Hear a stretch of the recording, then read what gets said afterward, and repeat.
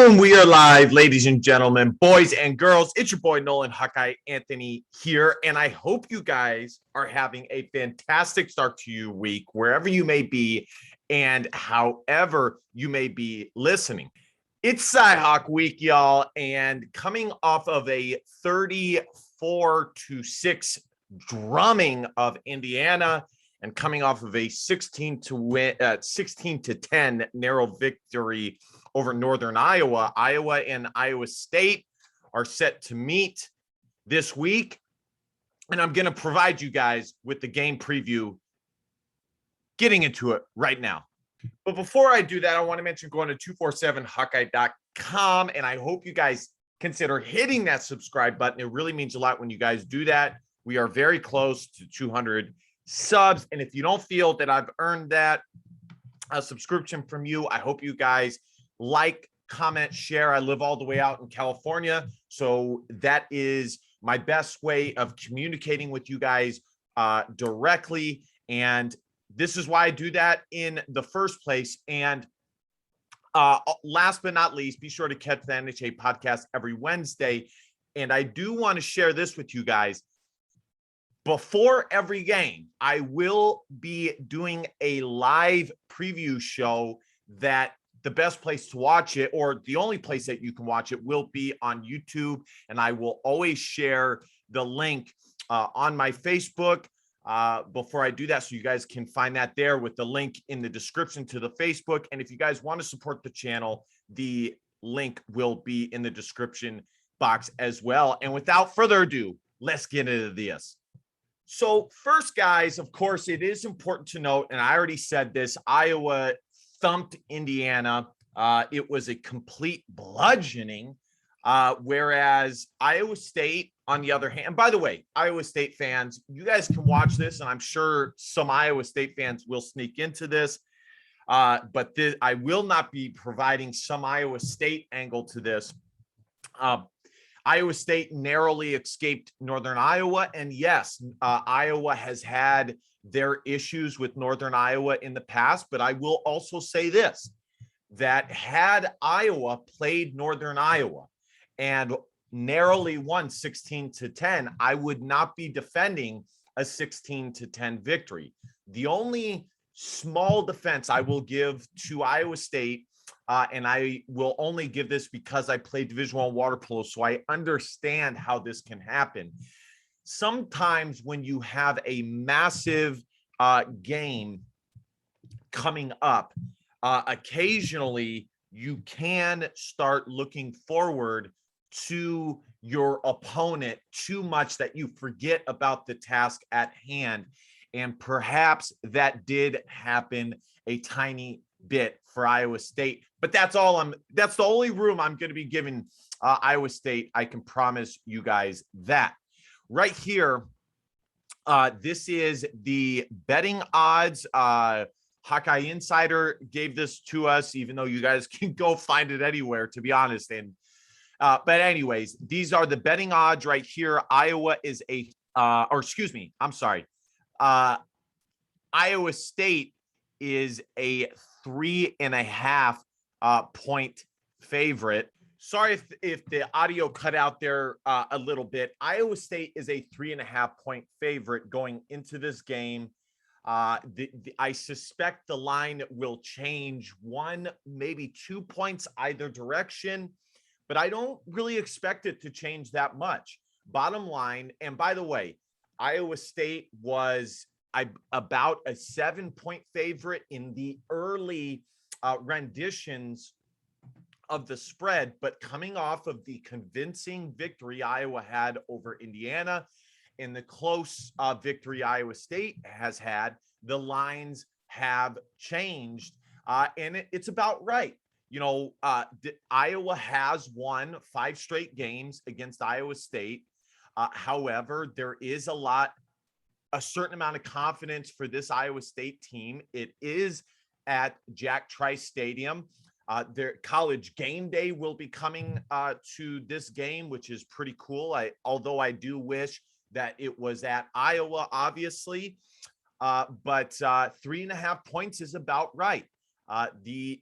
Vegas thinks that both these teams are very similar, very close, and coming off of 1 week, Vegas doesn't want to overreact, but they do seem to be moving towards Iowa a little bit. Now, I'm not a big Vegas guy, but I do like to share that a little bit to give you guys all of the aspects of this game. Now let's take a look at Iowa's depth chart that was released today, Monday. This is when I started recording this, and I do want to say I am not a big Cyhawk game fan. I think that this game gives more to Iowa State than it does to Iowa. I think most of the time, this game, when it comes to Iowa, gives them too much to lose versus what they gain if they win. Now, this year, it's a little bit different. And, I understand that. But in general, for example, with the first two games, Indiana and Iowa State, I chose Indiana as my preferred team to win if I could pick one game for Iowa to win. And that's just how I feel on the matter. Now, I do respect and understand that this is an important game for the state and for fans that live in the state of Iowa. I live in California, so I don't understand this game as much as you guys, but that is my 30,000-mile away view on this. All right, here is the depth chart. Spencer Petras is atop of the depth chart, and I did have some people commenting to me that Spencer Petras was terrible. And I've said to you guys many times, I am not the hashtag quarterback guy, hashtag blame the quarterback guy. I'm not saying Spencer had the best game against Indiana, but it wasn't the worst game I've seen either. It was fine. And ultimately, I want to make this very clear. When evaluating the quarterback for me, and specifically this Iowa team, there's two questions. Number one, is there a better option than Spencer Petras? And I'm not sure that the answer is yes to that, especially with Alex Padilla falling over 2 out of 3 snaps in his time getting in the game. And secondly, is if you believe that there is a better option than Spencer Petras, do you think that quarterback would be able to seamlessly transition to the start of to becoming the starter, and there not to be any change of momentum in this Iowa Hawkeye team that has won 7 games in a row and has been blasting people? Spencer Petras has beat Wisconsin, Penn State, Indiana now. He has some solid wins. And so those are the two main questions I think all Iowa fans should ask themselves when saying that they want a quarterback change. All right. So anyways, Spencer Petras is the starter. Tyler Goodson and Ivory Kelly Barton, I thought that they looked fine. The fumbles were not great, but it is what it is. Tyrone Tracy and Keegan Johnson. I did expect to see a little bit more of Keegan Johnson than we saw. Nico Reganey, aka Nico Rajiani, and Charlie Jones. Charlie Jones got nicked up a little bit, but he's in the depth chart. He looks to be fine. Either way, the receiver group needs to get more involved in the game in general. Because that is something that Iowa has not had in a long time. And in my opinion, is one of the biggest difference makers in the success Iowa has had the last couple of years. Iowa is always solid everywhere except wide receiver. But because they've been solid or decent at wide receiver, they've been able to do a lot more. Tight end, Sam Laporta, Luke Lachey. Sam Laporta had a great game in the passing game. Offensive line, Mason Reichman got the starting nod, and looks like he's going to get it again. Cody Ince, Tyler Linderbaum, Nick DeJong, Justin Britt, That is the starting lineup there. I do think, Justin Britt, I think he'll get the nod, but we'll see if there's any shuffling there. And just really quickly, defensive line, John Wagner, Noah Shannon, Yaya Black, Zach Van Volkenberg. I thought the defensive line did just fine. And I think they got the horses up front to carry Iowa the distance. Linebackers, uh, Jack Campbell, Seth Benson.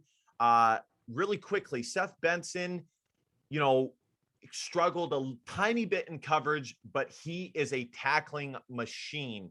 We'll see how much, if any, changes Iowa makes from a defense that just dominated from last week. So pretty much the same is the same, guys. Matt Hankins, Riley Moss, and Jack Kerner and Kayvon Merriweather. It is the same across the board.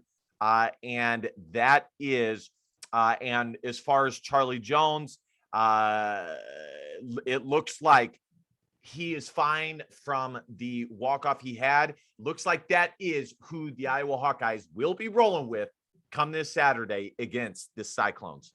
Xavier Hutchinson and Tyreek Milton are the top two receivers for Iowa State. And now we'll see. I don't think Charlie Kohler will be available for Iowa State at tight end. And I kind of hoped he was, because I wanted